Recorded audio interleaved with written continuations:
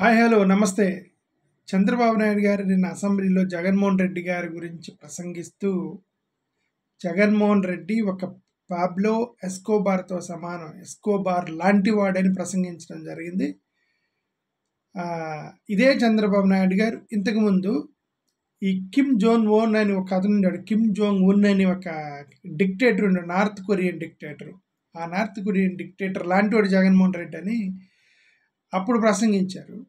నిన్న అసెంబ్లీలో మళ్ళీ ప్రసంగిస్తూ ఇప్పుడు ఈ ప్యాబ్లో ఎస్కోబార్ లాంటి వాడు జగన్మోహన్ రెడ్డి అని ప్రసంగించటం మన తెలుగు న్యూస్ ఛానల్స్ పెద్దగా పట్టించుకోలేదు. కానీ అంటే లోకల్గా మన సోషల్ మీడియా వీళ్ళు పెద్దగా పట్టించుకోలేదు. కానీ నేషనల్ మీడియా ఛానల్స్ వాళ్ళు దాన్ని చాలా సీరియస్గా తీసుకున్నట్టున్నారు.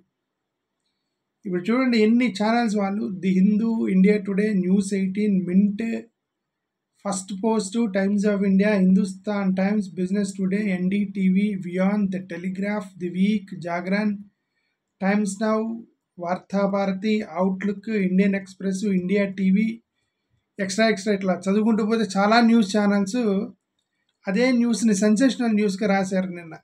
నిన్నంతా న్యూస్ నేషనల్ న్యూస్ ఛానల్స్లో జగన్మోహన్ రెడ్డిని పాబ్లో ఎస్కోబార్తో పోల్చిన చంద్రబాబు నాయుడు అని పెద్ద పెద్ద హెడ్లైన్స్ వేశారు నేషనల్ న్యూస్ ఛానల్స్ మొత్తం.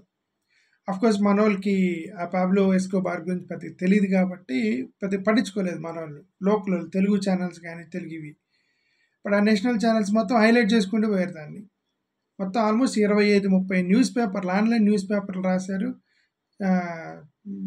Chandrababu Naidu called Jagan as Pablo Escobar అని. ఇప్పుడు ఇంతకీ ఈ పాబ్లో ఎస్కోబార్ ఎవడంటే, కంబోడియాలో ఒక స్మగ్లర్, డ్రగ్ స్మగ్లర్.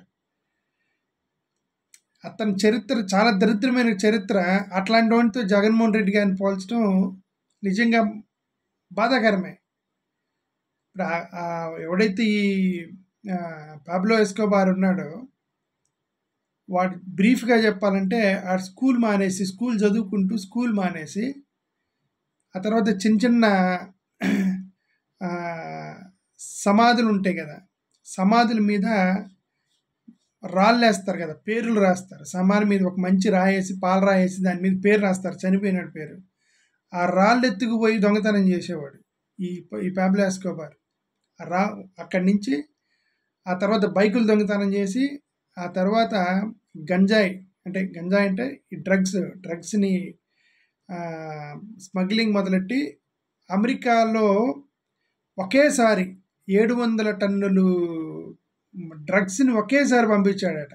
ఫేమస్ అయిపోయాడు, డ్రగ్స్ని ఫేమస్ అయిపోయి పాబ్లో ఎస్కోబార్ అనేవాడు ఉన్న ఈ డ్రగ్స్కి సంబంధించిన క్రిమినల్స్లో, టెర్రరిస్ట్లో ది రిచెస్ట్ పర్సన్గా మారాడు పాబ్లో ఎస్కోబార్.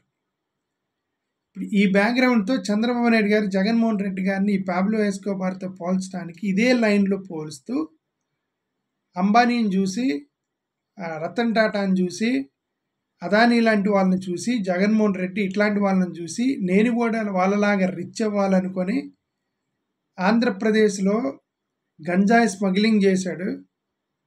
అంటే గంజాయిని పెంచి పోషించాడు.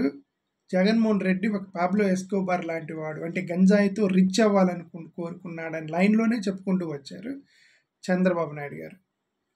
చంద్రబాబు నాయుడు గారు, మరి మీరు మా జగన్మోహన్ రెడ్డి గారిని అంత మాట అనటం, జగన్మోహన్ రెడ్డి గారు ఇప్పటి వరకు కూడా ఏ గంజాయికి సంబంధించిన కేసుల్లో కానీ ఆయన కనీసం ఆరోపణ వచ్చిందా జగన్మోహన్ రెడ్డి గారి మీద?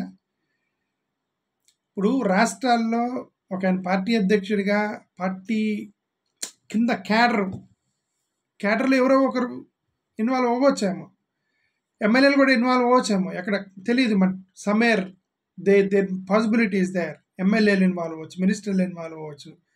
అక్కడెక్కడ వాళ్ళందరూ వ్యాపారస్తులు. రాజకీయం అంటే ఏంటంటే వాళ్ళందరూ ఏమీ ఒక అంబ్రెల్లా కింద ఏమి ఉండరు, ఎవరి వ్యాపారాలు వాళ్ళే.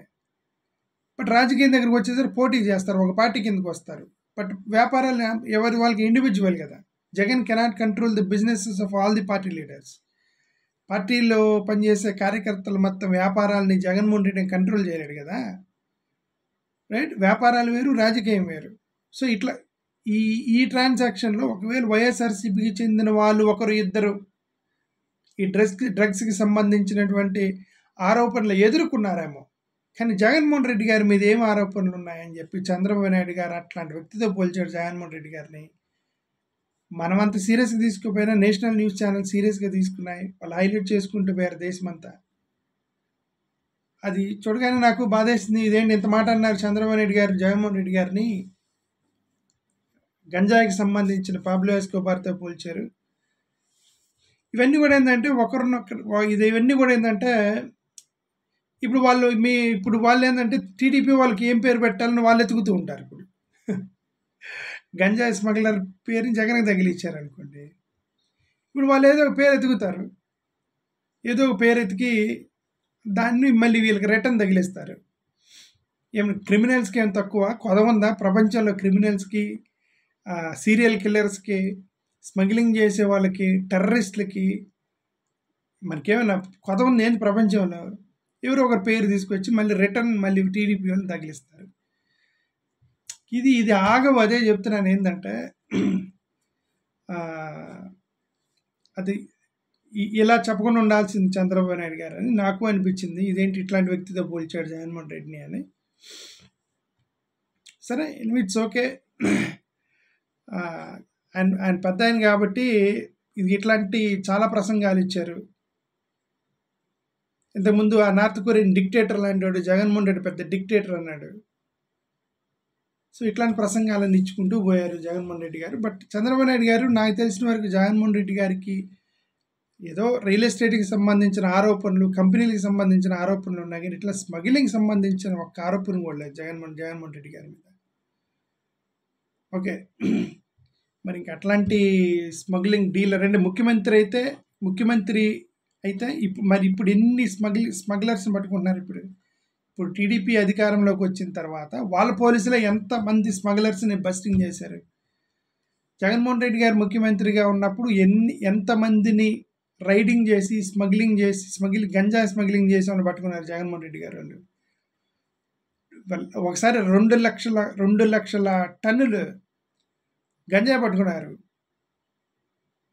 టన్నులో కేజీలో మరి గంజాయి పట్టుకున్నారు జగన్మోహన్ రెడ్డి గారి ప్రభుత్వంలో. ఇప్పుడు వీళ్ళు వచ్చిన తర్వాత మీరు కొంతమంది పట్టుకుంటున్నారు.